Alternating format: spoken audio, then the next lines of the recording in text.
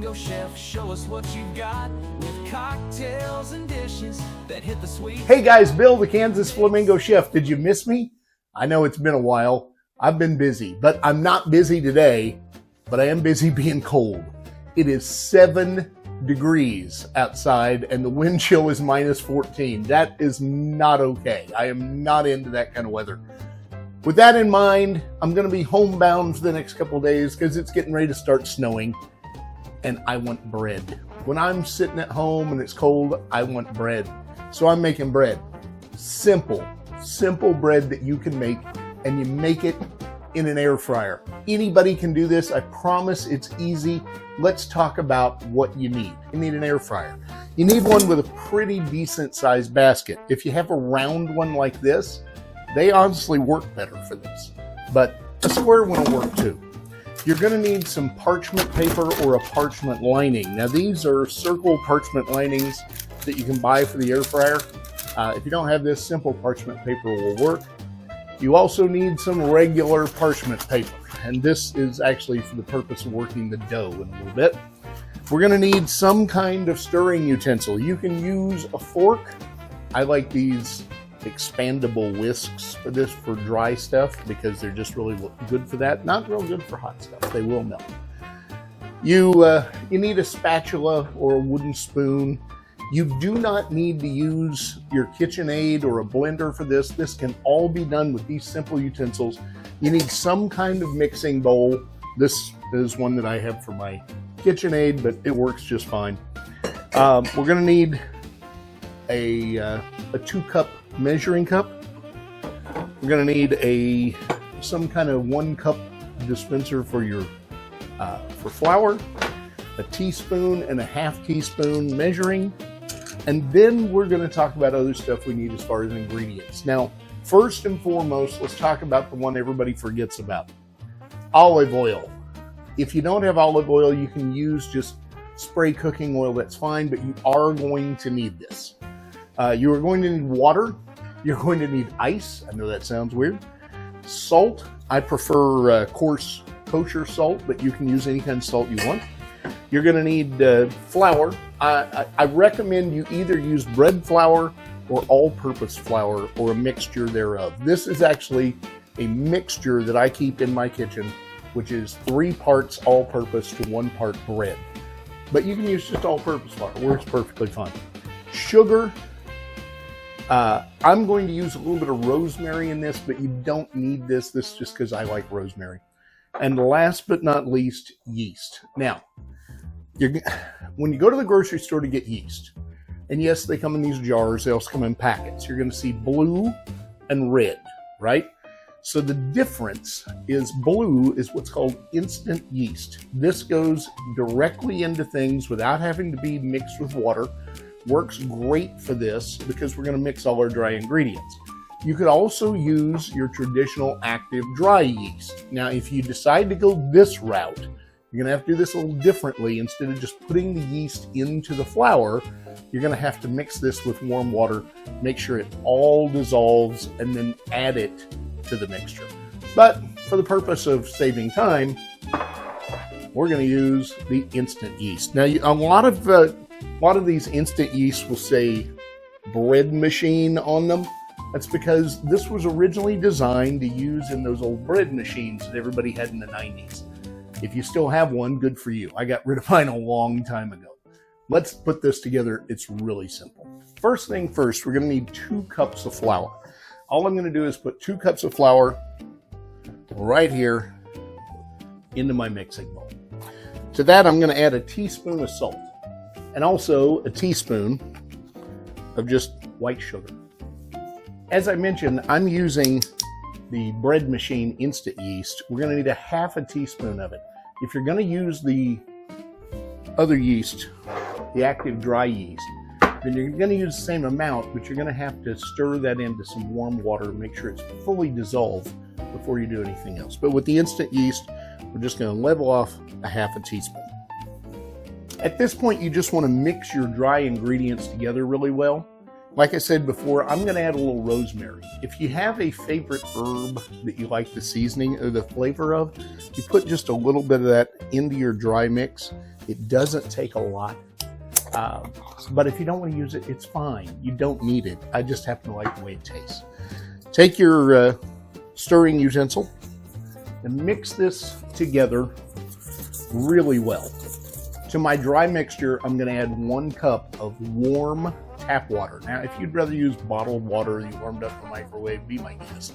But it does need to be warm. Not boiling, just warm. And just add that to the mix. And then we're going to start to stir it all together. And all you need is a spatula or a wooden spoon. Don't make this more difficult than it needs to be. And just keep working this together till you don't have any dry material left.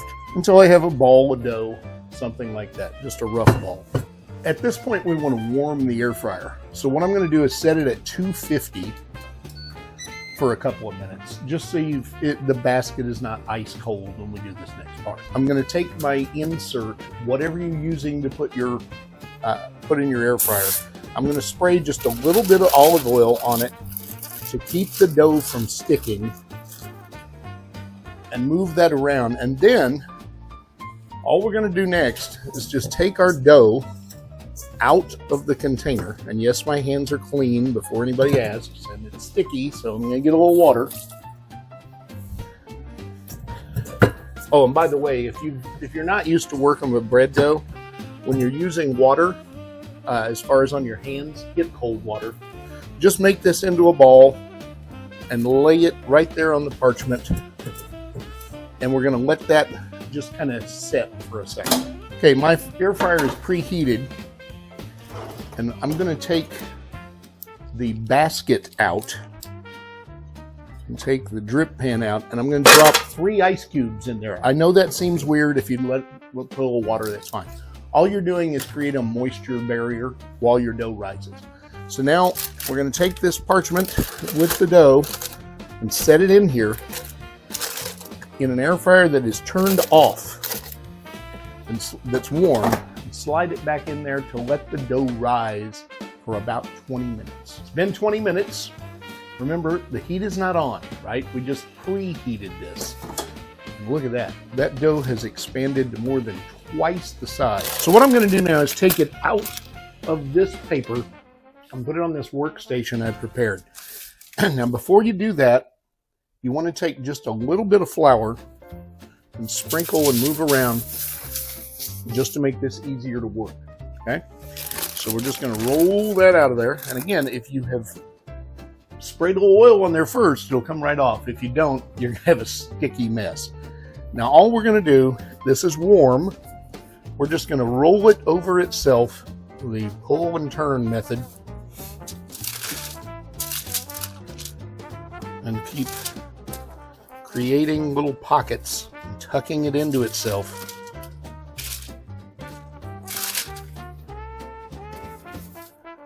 And creating a ball of dough again.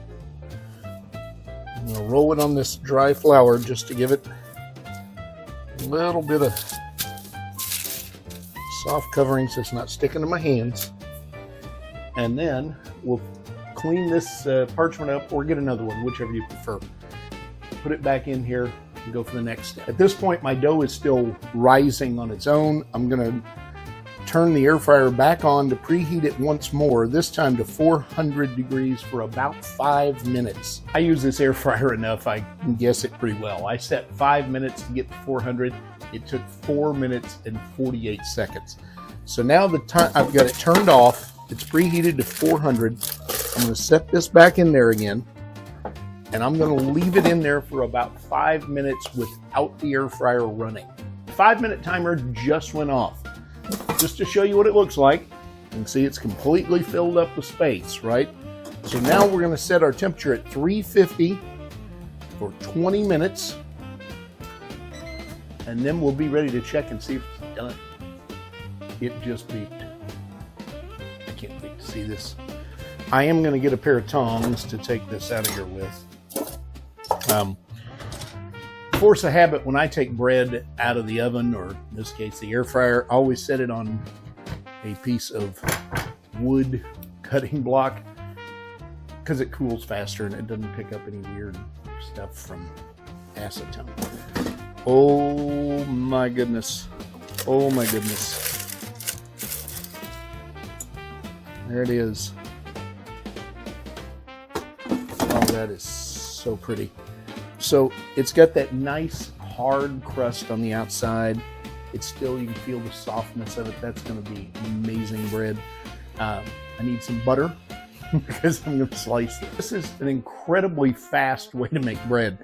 Got myself a little pat of butter here, and yes, it's butter, not margarine. Margarine is disgusting. No one should have to eat something that was made to kill insects. All right, let's take a look. I'm just going to drop the knife. Oh, look at that. And that is beautiful. You've got that nice airy texture. It's still spongy. This is a beautiful piece of bread that took no time to make. And the most important part, of course, is the taste test.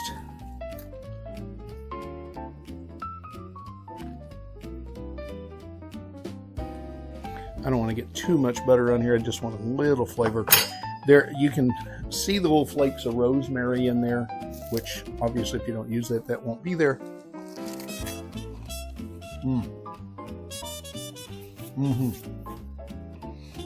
Oh. So I'm going to be eating this for the next couple of days. You can refrigerate it. I know a lot of people don't refrigerate bread, and that's fine. But you can also just wrap it or put it in a plastic bag and keep it on the counter. It's good for about 4 to 5 days. And it's super easy. If you've got something you want me to make, all you gotta do is drop me a line right here. Just send me a comment or email me, bill@kansasflamingochef.com. Have an awesome day. I'll see you very soon. It's cold outside. Now I'm going to make soup.